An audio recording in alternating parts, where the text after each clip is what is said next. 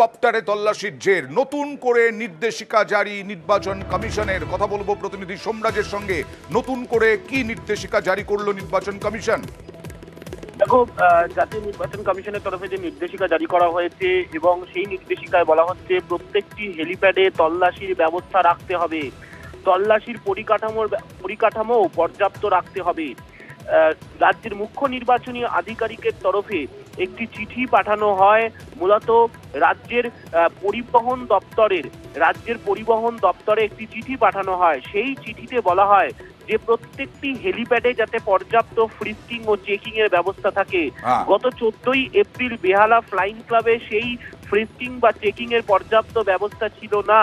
রাজ্যের মুখ্য নির্বাচনী আধিকারিক স্টেট সিভিল অ্যাভিয়েশনের যিনি নোডাল অফিসার তাকে চিঠি পাঠায় এবং তারপরই রাজ্যের স্টেট সিভিল অ্যাভিয়েশনের যিনি নোডাল অফিসার প্রত্যেকটি জেলা শাসককে চিঠি দিয়ে বলেছে প্রত্যেকটি হেলিপ্যাডে যাতে ফ্রিস্কিং ও চেকিং এর ব্যবস্থা থাকে এবং প্রত্যেকটি ব্যাগও যাতে চেকিং এর ব্যবস্থা থাকে সেই মোতাবেক পদক্ষেপ করা হোক। জেলা শাসকগুলি তেমন ভাবে পদক্ষেপ করুক বলেই চিঠি দেওয়া হয়েছে রাজ্য প্রশাসনের তরফে বিভিন্ন জেলা শাসকদের নির্বাচন কমিশনের নির্দেশে।